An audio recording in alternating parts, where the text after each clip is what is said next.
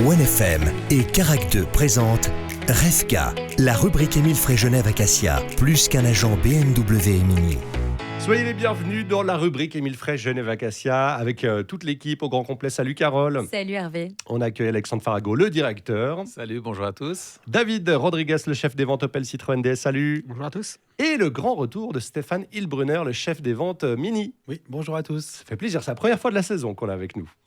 On l'a ressorti. On l'a ressorti, voilà. On a un peu dépoussiéré et ressorti. Ça fait plaisir parce qu'on aura l'occasion de parler de Mini aussi cette saison. Mais on va commencer par reparler de la thématique des bornes de recharge électrique. Oui, c'est ça, on reparlait électrique pour le coup. Voilà, Alexandre. tout à fait. Alors, l'avenir de l'électrique, et puis c'est un petit peu ça qu'on veut parler. Donc, on parle toujours d'économiser de l'énergie, qu'est-ce qu'il faut faire, etc. Eh bien, BMW est en train de développer plein d'autres solutions que ce qu'on connaît aujourd'hui. Et puis, pour fin 2024-2025, donc, on aura la possibilité de poser des panneaux solaires sur sa maison. Et évidemment, il faut avoir un toit à soi. Et puis, de là, recharger votre véhicule électrique à travers les panneaux solaires. Et la nuit, en fait, on pourra dire combien d'électricité on va reprendre de la voiture pour la réinjecter dans la maison. Au jour d'aujourd'hui, il existe des solutions avec des batteries complémentaires qui sont relativement chères et demain, ce rôle pourra être assumé par la voiture. Pour sa maison, donc ceux qui ont des panneaux solaires possèdent souvent des grosses batteries qui coûtent très cher, c'est ça? Oui, absolument. Et là, il n'y en aurait pas besoin puisque c'est la voiture qui fait office de batterie pour emmagasiner l'énergie des panneaux solaires. Alors, on va me dire, oui, mais il faut bien recharger la voiture. Eh bien, lorsque la voiture est chargée à 100%, c'est un calcul qui doit être fait de combien avez-vous besoin d'autonomie par jour. En l'occurrence, certaines voitures maintenant sont à 500 km. En faisant 50 km par jour, c'est amplement suffisant. Ça veut dire que vous pouvez vous permettre une décharge de votre batterie, si elle est pleine, évidemment, qu'elle s'est chargée pendant la journée, de plus de 50%.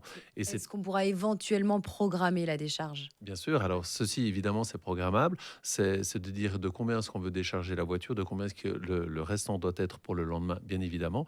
Et puis maintenant, surtout les gens qui font du télétravail, eh bien, vous laissez votre batterie, enfin votre voiture branchée.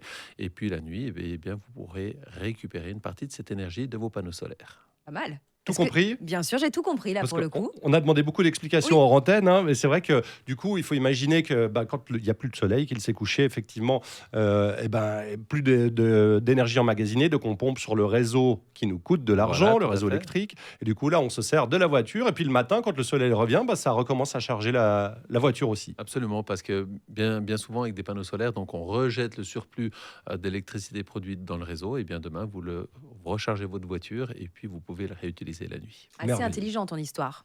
C'est top.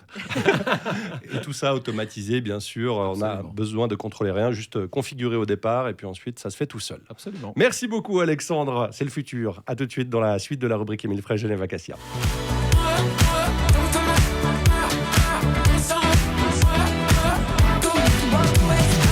Revka partie 2, on va s'intéresser un petit peu à Opel maintenant.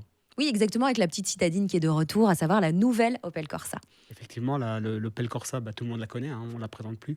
Je pense qu'on a tous un jour dans notre vie roulé en Corsa. Donc, ce qu'on sait aujourd'hui, c'est que donc la Corsa, elle revient, on l'a redessinée. Alors, il ne s'agit pas d'une nouvelle voiture. Donc, on parle bien d'un facelift. On sait que la durée de vie d'une voiture, c'est à peu près 7 ans. Donc, la durée de vie commerciale, pas de la durée de vie pratique. Mais c'est bien de Oui, le c'est préciser. Ouais.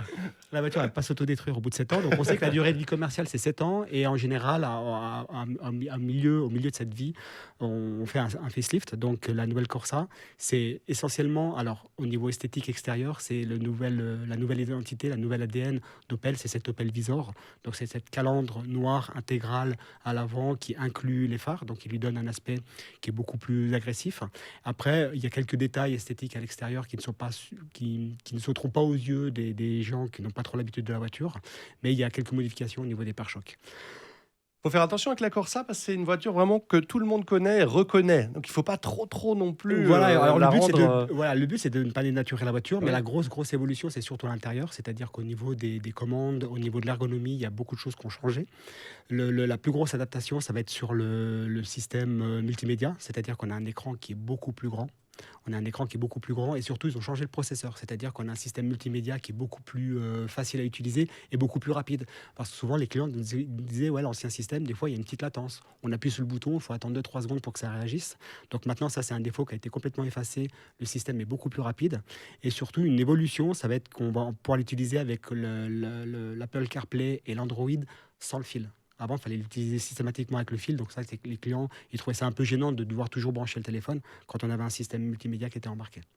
Un look qu'on peut toujours personnaliser, on imagine. Alors la voiture, elle est totalement personnalisable. On peut avoir plusieurs couleurs au niveau du toit, au niveau de la carrosserie. Ouais. Et aussi, il y a une nouvelle évolution, c'est qu'on a 2 motorisations électriques. On va avoir motorisation électrique 136 chevaux et 156 chevaux avec 2 autonomies différentes. On va aller de 320 jusqu'à 410 km. Et on maintient malgré tout les motorisations thermiques aussi, mais on élimine la version diesel. Et pour les motorisations thermiques, on a du 75, du 100 chevaux, du 130 chevaux, boîte manuelle ou boîte automatique. Donc, il y en a vraiment pour tous les clients. Comment on fait si elle nous intéresse, cette nouvelle Opel Corsa? Faut venir nous voir. Oui. Faut venir nous voir, faut venir la découvrir. Elle est déjà présente dans nos showrooms. On peut organiser des essais. On a aussi des actions commerciales qui sont en cours sur le véhicule. Des essais, des offres, tout est possible.